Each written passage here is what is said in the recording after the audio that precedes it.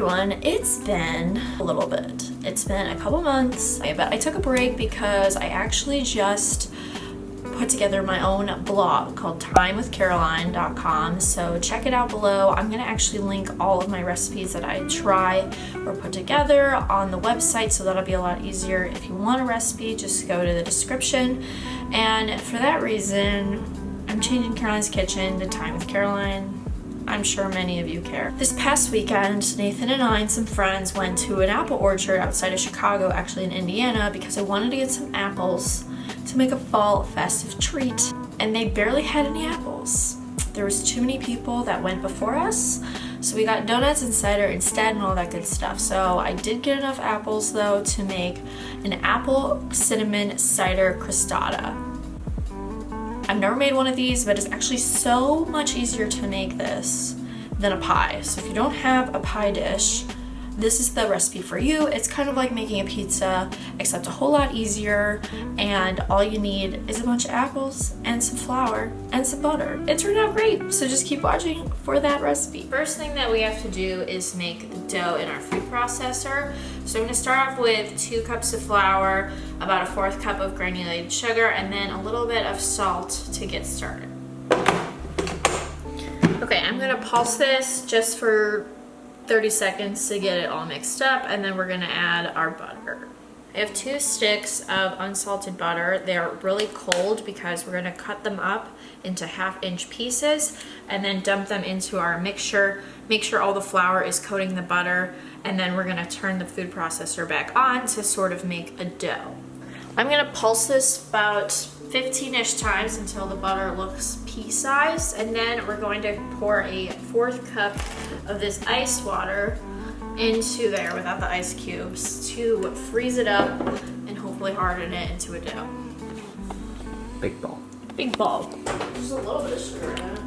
All right, I am going to flour my cutting board here and then dump our mixture out and form hopefully 2 nice shaped balls of dough. I'm gonna pop it in the fridge first for about an hour so that it hardens up and firms and it's easy to roll out.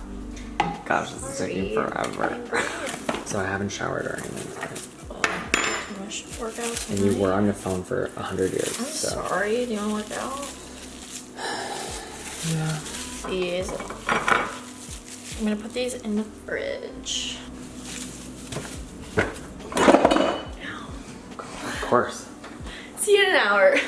To start our crostata filling, I am going to peel a bunch of apples. I have about 5. I'm using all Honeycrisp apples. Those are usually the best to bake with, but you can probably get away with using others if you'd like. I'm gonna take about a 1/4 cup of cornstarch and mix it in a bowl with about 3 tablespoons of water. Whisk it up and then just set it aside for it to thicken, and then I am going to peel, cut, and core my apples to prepare them for the stove.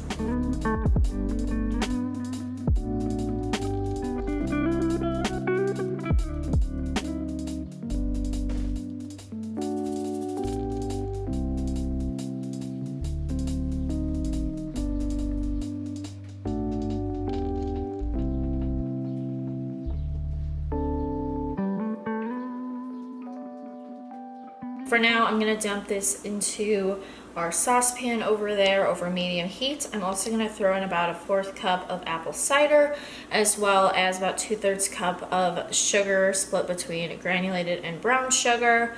And then we're just gonna let that simmer with some cinnamon until it's nice and soft and ready to put into the crostata. All right, so our apples are cooking over medium to high heat. I'm gonna monitor it for about 5 to 8 minutes until it starts to soften a little. Then I'm gonna add our cornstarch mixture in there to help thicken it up, and then bring it to a boil. And then we will take it off the heat, stick it in the fridge to cool a bit, and then we'll do our final assembly before we bake. 30 minutes since I put the filling in the fridge. It's almost cooled down. I grabbed my dough and I'm going to roll it out and make our shape.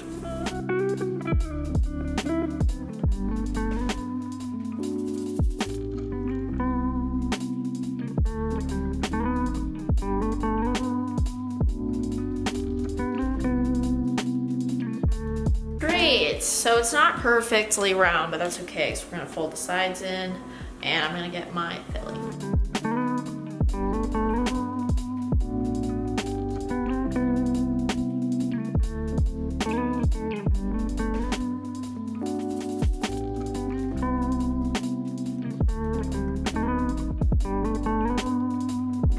Now I'm going to curl in the sides and make it a little bit more circular.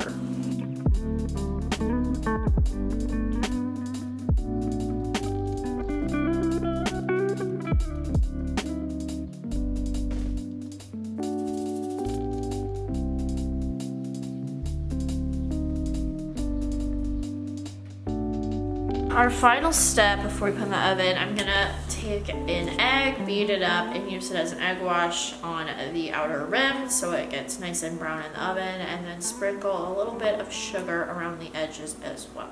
I'm gonna put it in there for 30 to 35 minutes. I'll check on it to see how long it actually takes. Obviously, we want this to look golden brown, but not overdone, so wish me luck.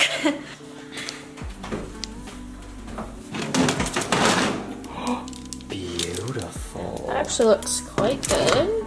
It needs to cool, so we're gonna let that happen and then eat it later. Okay guys, I'm really embarrassed to say it, but this is what's left of it. I ate this whole thing by myself this week because Nathan doesn't like hot apples. That is the weirdest thing I've ever heard. So I knew going into this that I would be eating this myself, but clearly I didn't have much of an issue there. I made this on Sunday. It's now Wednesday afternoon, and it's still really good. It still has a really nice texture. Obviously, it's really nice and golden brown. The insides have held up really well, just like an apple pie. And I eat it whenever I feel like it throughout the day, which sometimes means twice a day, but you know what? That's what Peloton exercise apps are for. All right, I think that's where I'm gonna end this. Check out my blog. I actually put way more recipes on there because it requires a lot less editing. Basically, I'm an influencer with my 200 followers. Thank you for watching. Have a good one.